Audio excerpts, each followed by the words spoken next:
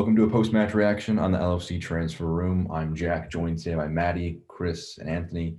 And guys, we truly picked the worst time in the last 18, 24 months for Liverpool to begin our YouTube journey because not much optimism, positivity is going to be in the reaction to today's match against Brighton, losing 1-0. Matty, I'm going to start with you. You said prepare for a rant. Kind of tell me your thoughts immediately about 5 minutes after back-to-back home losses for the first time since 2012. We were shocking. There's no other word. Kelleher was the only player on that pitch who was decent for me. I don't understand why we've went back to trying to cross the ball in all the time. It just doesn't work. We haven't done it for the past two wins, and it's been fine. You're crossing it in against defenders who are like 6'7". It's not going to work. We've got Mo Salah who's 5 foot something. It's horrendous, absolutely horrendous. And how Divock Origi still gets a game for Liverpool Football Club is beyond me. When we're loaning Minamino out, I'd rather have him on. I'd rather have an half-fit José on than Divock Origi. He shouldn't be playing for Liverpool. Yeah, I mean, I try to maintain balance and all that, but I've come on to this. I'm writing my player ratings up as well, and I'm just like, what positives can I take from this? The fact that probably, as Matty said, Kelleher and maybe Nat Phillips as well, even though he cleared it into one of their players, to no fault of his own, come out with the only sort of semi-positive. They weren't good either. Like, they weren't good. They were just okay. But then you have like, all right, Shaqiri in the first half. I don't know what was going on. Firmino gave the ball away about 50 times. To be brutally honest, boys, I think that was worse than Burnley. Yeah, definitely. Anthony, you agree worse than Burnley? Yeah, I agree. Chris has covered most of my points I got down. Said Shaqiri playing on the left wing first half. He was poor. That's like one of the worst performances in the Liverpool shirt. Firmino gave the ball away too many times. And the final pass, our creativity is coming from our centre-backs. Henderson was the main source of our creativity. When our midfielders are just passing sideways, Milner, okay, they're solid defensively, but going forward, it's just boring to watch, to be honest. And it's just poor. I'll be a voice of optimism. This is the injury list for today's game. Alisson with illness, soon to be back. Virgil van Dijk, knee, rest of the season. Joe Gomez, knee, rest of the season. Joel Matip, ankle, rest of the season. Diogo Jota, knee, back in training pictures today. So that's, I think, the only optimism from today is that Diogo Jota and Naby Keita pictures in training came out. Naby Keita, as I just mentioned. Shall I get the balloons out, mate? Shall I get the balloons out? Honestly, at this point, we've got to celebrate the small victories. And then Fabinho with a muscle injury to around mid-February, maybe back for the City game. Ultimately, I think what's just so frustrating on my end is that we saw what this team could do against Spurs and against West Ham, which was score goals, play quick on the break, which we saw in that lovely move for Salah's second against West Ham. But this was just a total relapse to the middle of January when this team was just devoid of ideas. And I mean, to look at a bigger picture, obviously we play Man City on Sunday, and they do not look like they have problems. They beat Burnley 2-0 on the same day as us. Matty, I'll start with you again. Do you think that the title race is over? This might be a little extreme, but do you think it's over? Yeah, I think it's over. I had a bit of optimism after the past 2 wins, because if we would have went into the City game 4 points behind them, win that, you was a point behind them. But with Leicester winning today as well, 7 points off top, I think it's all about mentality at Liverpool. We say we're mentality monsters, but we haven't shown it this year. I think against like teams in the bottom 6, we're getting off the bus thinking, no, this game's won. I'm underestimating teams. Brighton are a good side. Their league position doesn't justify it. Burnley are a good side. And I feel as though like they're getting off thinking this game's won. And it's not, because against teams where you've got to turn up and you know you've got a fight on your hands, we've been decent against like West Ham, Tottenham. We've been decent all season against Big Six. But I seen something this morning. I think we've won 1 game against the bottom 6 all season. It's just not good enough. We're meant to be Premier League champions, and we're playing like a mid-table team. Yeah, and I think the difference between this and other sort of barren spells that we've had, even in previous years, is that like in the last 2 games we've got players who have been world class, and this isn't FIFA, they can't be world class every game, okay, but it just doesn't seem like they're trying in a certain way. Like, and if it seems, and if they are, which I'm sure they are, right? I'm sure they're trying, but there's just a complete lack of quality within that trying. And when you've seen that quality, it all adds up to one big concoction of failure. And that's what these last few games have been. Absolute failure. And I think, one, the players have to take blame for it, and the coaching staff, because we haven't obviously learned from West Brom, Newcastle. It's like a carbon copy. You could play the same game over and over again. It doesn't matter. Yeah. And that is the most frustrating part. We don't adapt at all. Sam Halliday's got the blueprint to beat Liverpool and get points against Liverpool, and everyone else is just copied, and we've got no plan B. We've had positive signs in the past 2 games, but then going back to how we played against bottom 6 teams, just trying to cross balls, and it's just not going to work. Just isn't going to work at all. I completely agree with Chris. Rubbish. So in terms of is there a solution? I mean, obviously we're not nearly as tactically genius as Jurgen Klopp, so we won't have the perfect answers. But what do you guys think is a possible solution or change that can be made, at least to look a bit better than today when we have 1 shot on target out of over double digits, nearing a dozen? Stop crossing the ball in against massive defenders. And Mo Salah needs to stop putting inside. He's better when he's like playing on the last man and running on it. Every single team in the Premier League knows he's going to cut inside and just curl it top in. And that's all he seems to try against these bottom 6 teams, instead of playing off the last man and running in behind and using his pace and using his strength. Everyone knows what he's going to do when he cuts on that foot, and it's just stupid. It's not going to work. Everyone knows you're trying it, and everyone knows how to defend against it now. In terms of goals, only 3 Premier League goals have come from midfielders, 2 from Wijnaldum and 1 from Jordan Henderson, who is also playing center back right now. So I think there's just a devoid of creativity in the middle of the park. Thiago's brilliant, but he needs more around him, I think. And I'll be devil's advocate again. Are we judging this team too highly based on how supremely good they were last year? And the 31 matches before they can clinch the title, 28 wins, 2 draws, and a loss is remarkable. That's not sustainable fundamentally, as we've seen over decades of Premier League football. Are we judging this team too highly? Chris, I'll pose that to you first. Yes and no, I think, is the answer to that. And I know my arse has got splinters because I'm sitting on the fence. But the thing is, you know, even in 2012, where we were at the peak of shite, excuse my language, we're at the peak of awful, okay, we would have been, like, if we'd have lost at home to QPR and Bolton, we'd have been angry. Like, and that at the same time, that is the Burnley and Brighton of that age. So, but then you look at it and think, we've just come off 2 brilliant wins against West Ham and Spurs away, played brilliant football, looked back to the high standards that we've set ourselves. I just think it's sort of about finding a balance, as you actually mentioned before on call, Jack. I don't know what you think, Anthony, but it's sort of a bit like that. It's tough.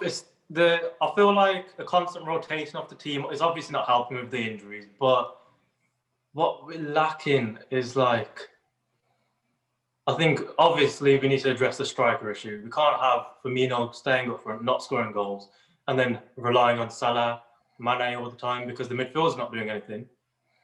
Before we used to have Coutinho, obviously, to score the goals, but now, like you said, Wijnaldum's only got 3 goals this season from midfield. It's compared to, like, say, the Bruno Fernandes of Man United, he's getting goals 1 every 2 matches, for example. It's poor all over the pitch. I think defensively, as much as we miss Van Dijk and Gomez, we've still somewhat been solid, but going forward, we're not scoring goals, we're not creating anything. And when we do create chances, we're not finishing them. Like in the first 3 minutes, Salah had that opportunity, 1-on-1, he's hit it over the bar.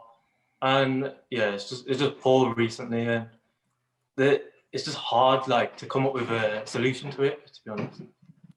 Sorry to jump in, but I think that's also a problem. You say we're creating chances and missing them. I don't think we are. I don't think we're creating chances. Like, there's hardly any happening we are creating chances. Yeah. And in other games, but not in this. West Brom, Burnley, Newcastle, Southampton, potentially Fulham is another one that you can throw into the mix.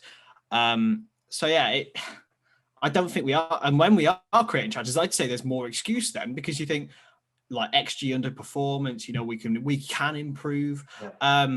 But no, I think I do agree with what you're saying. Apart from that little point, I don't think. Yeah, my point was that when we are getting the chances, when we are creating the chances, we're not finishing them in these sort of matches.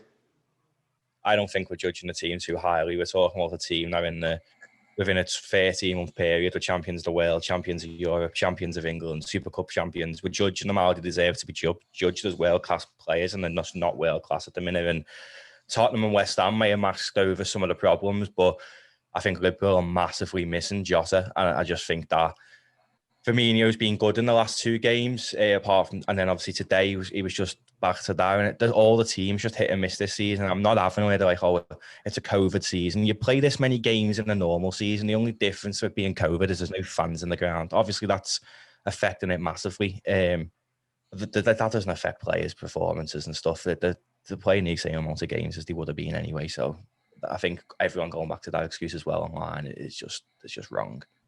I will offer a bit of defense for that, not a ton, because again, you can't have this many poor performances in a row and expect too much defense. But I think if there are fans, even for the away games as well, this Liverpool side will have at least a bit more pushing them up, because what they are right now is they're boring.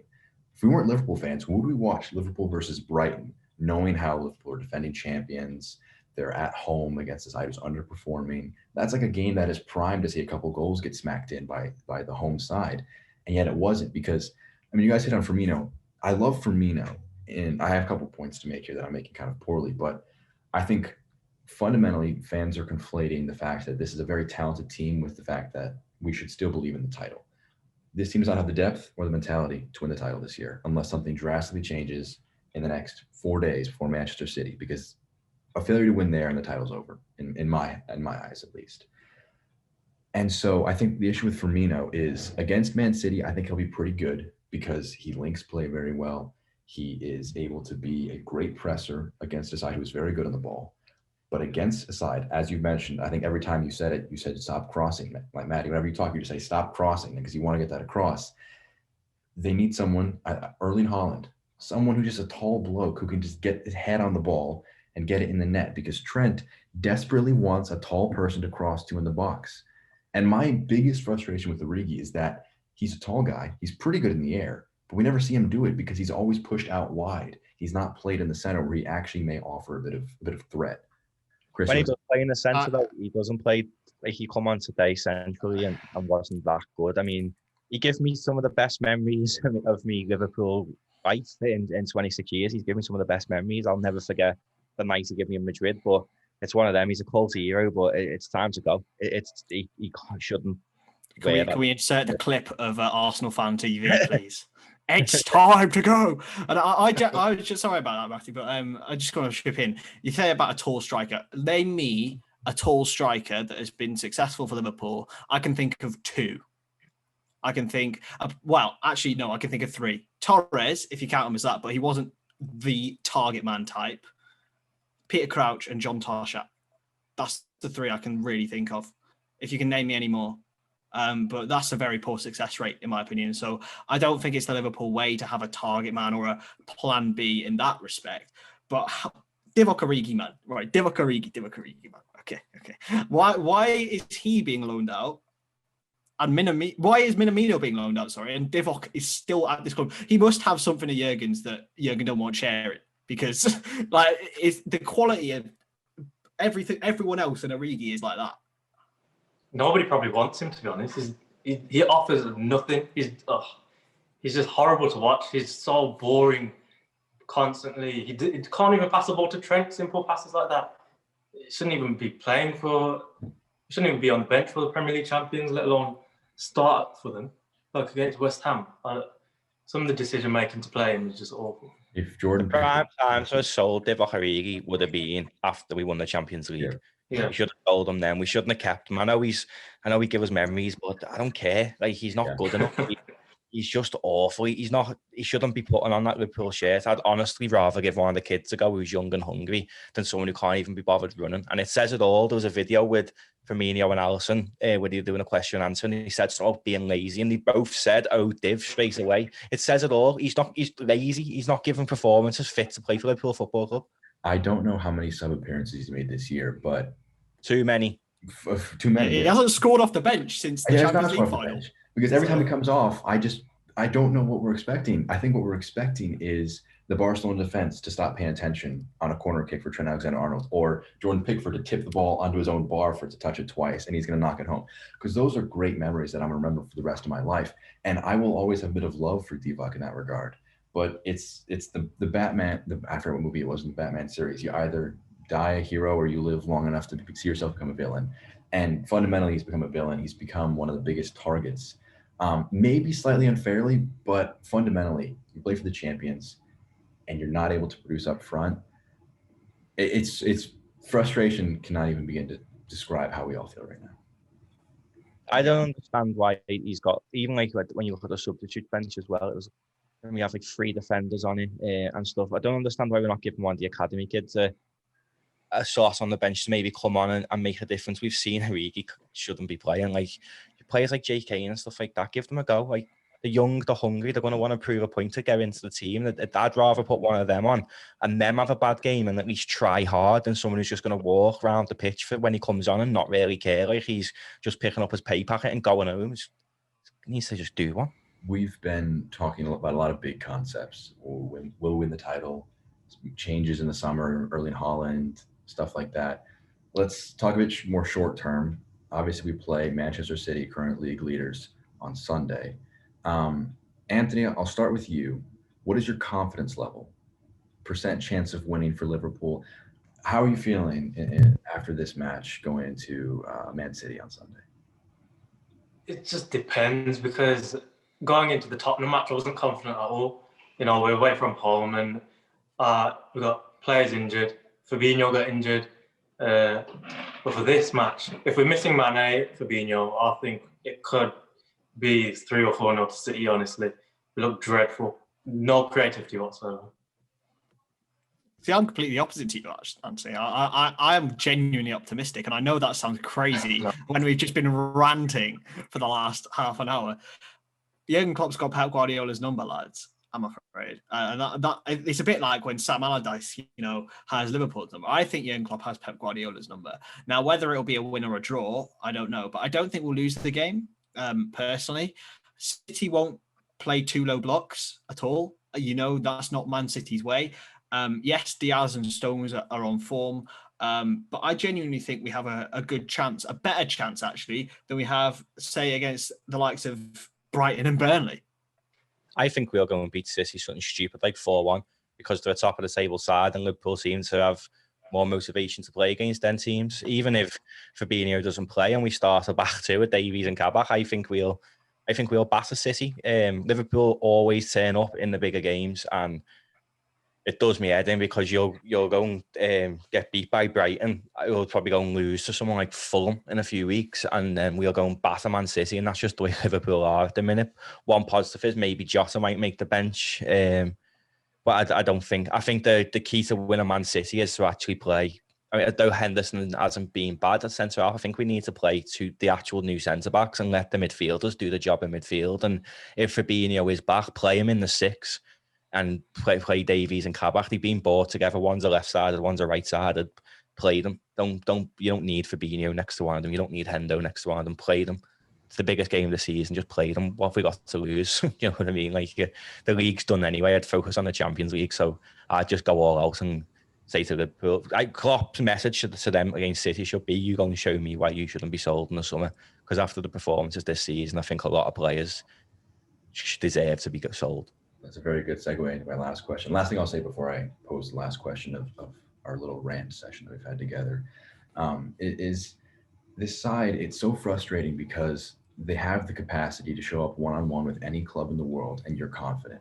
They could face the best team in every country, in every continent, and you would actually give them a good chance of winning that match because they have a great sense of togetherness when they play on their day. They have a great amount of talent, and even with all these injuries, they still have an immense amount of talent in that squad. Last thing I'll ask you guys before we wrap things up: is the title over? Matty, you kind of suggested it, but is the title race over in your eyes? Completely over. Even if we beat City, I think it's over because we'll beat City and then we'll slip up again against someone else in the bottom half of the table in a few weeks. Like what we've seen today, it's completely over and we should focus on the Champions League. If we win the Champions League this season, it'll mask over some of the issues. And just hopefully Divock Origi gets another winner so we can sell him in the summer. And forever the optimist, I will say it's not over yet, but it's certainly a tough task. I mean, realistically, we're going to need everyone to turn up from Sunday until the end of the season. And the likelihood of that happening is pretty low, but who knows? I think it's done. Today was the last straw, to be honest. And even if we do beat City, we're still 7 points behind. So, yeah, I can't see it.